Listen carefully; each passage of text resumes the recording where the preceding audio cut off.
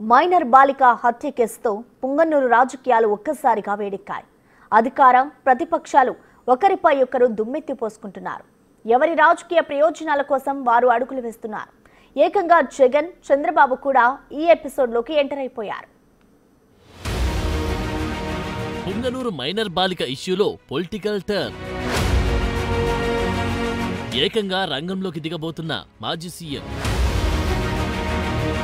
వివాదాన్ని అనుకూలంగా మార్చుకుంటున్న వైసీపీ,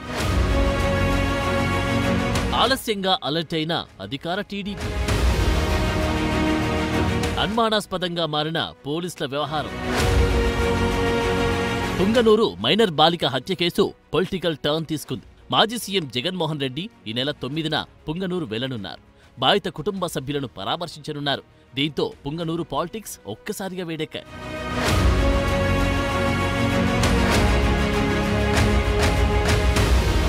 చిత్తూరు జిల్లా పుంగనూరులో మైనర్ బాలిక గత నెల 29న అదృశ్యమైంది. 2 రోజుల పాటు 11 టీంలు డాగ్ స్క్వాడ్తో కలిసి గాలించాయి. కానీ ఫలితం లేకపోయింది. చివరికి అక్టోబర్ 2న పుంగనూరులోని సమ్మర్ స్టోరేజ్ ట్యాంకులో బాలిక మృతదేహం బయటపడింది. ఇంత జరిగినా పోలీసులు నిందితుల గురించి నోరు మెదపలేదు.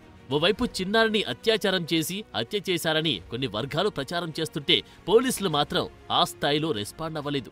స్థానిక టీడీపీ ఇన్ఛార్జ్ చల్లా బాబురెడ్డి బాధితులను పరామర్శించి వెళ్లిపోయారు.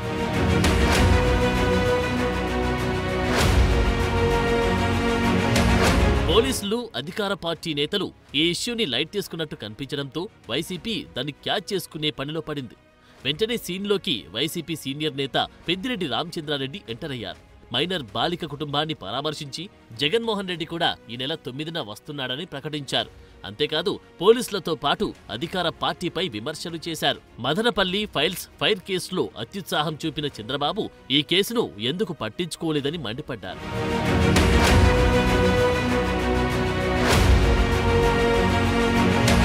వైసీపీ దూకుడు పెంచడంతో టీడీపీ నష్ట నివారణ చర్యలు మొదలుపెట్టింది. హోంమంత్రి అనిత, మంత్రులు రాంప్రసాద్ రెడ్డి, ఫరూక్లు బాధితులను పరామర్శించారు. చిన్నారి తండ్రితో సీఎం చంద్రబాబు కూడా మాట్లాడారు. అన్ని రకాలుగా ఆదుకుంటామని, బాధ్యులను శిక్షిస్తామని చంద్రబాబు వారికి ధైర్యం చెప్పారు. ఈ అంశాన్ని రాజకీయం చేయొద్దని అనిత అన్నారు. అత్యాచారం జరిగిందని కొందరు తప్పుడు ప్రచారం చేస్తున్నారని ఆమె ఆగ్రహం వ్యక్తం చేశారు. అలాంటిదేమీ లేదని 5గురు డాక్టర్లు చెప్పారని ఆమె చెప్పారు. హత్య కేసులో 5గురు అనుమానితులను గుర్తించామన్న ఆమె వారిని కఠినంగా శిక్షిస్తామని హామీ ఇచ్చారు.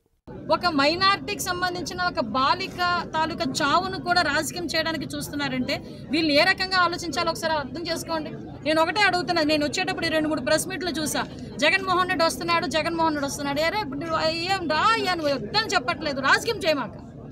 నీ హయాంలో సుమారు కొన్ని వందల మందికి అత్యాచారాలు జరిగినాయి. నీ సొంత కాన్స్టిట్యున్సీ పులివెందుల కాన్స్టిట్యున్సీలోనే నాగమ్మ నాకు ఆవిడని చంపేస్తే, అతి క్రూరంగా చంపేస్తే మేమందరం వెళ్తే ఆ రోజు మా మీద అట్రాసిటీ కేసులు పెట్టావు. ఈ రోజు వరకు దాని అతిగతి లేదు. నీ సొంత నియోజకవర్గం. మంత్రి రాంప్రసాద్ రెడ్డి వైసీపీపై మండిపడ్డారు. వైసీపీ తమపై తప్పుడు ప్రచారం చేస్తుందని ఆగ్రహం వ్యక్తం చేశారు. చిన్నారి చనిపోతే రాజకీయం చేయడమేంటని ఫైర్ అయ్యారు. బాధితులకు అండగా ఉంటామని, వైసీపీ ప్రచారాన్ని నమ్మొద్దని రాంప్రసాద్ రెడ్డి చెప్పారు. ముఖ్యంగా ఆ కుటుంబానికైతేనే మిగతా వాళ్ళకి మేము ఒకటే భరోసా ఇస్తున్నాం. గత ప్రభుత్వాల్లాగా కాకుండా ఈ ప్రభుత్వాల్లో ఇలాంటి చర్యలకు ఎవరైనా పాటుపడితే కఠినమైన చర్యలు అయితే తీసుకుంటాం. ముఖ్యంగా ఎవరు దీని రాజకీయ కోణంలో మాత్రం చూడొద్దండి. ఎందుకంటే ఒక చిన్న బిడ్డ చనిపోయింది, ఆ పేరు రివీల్ చేసేదానికి కూడా మా ప్రభుత్వం ఇష్టపడలేదు.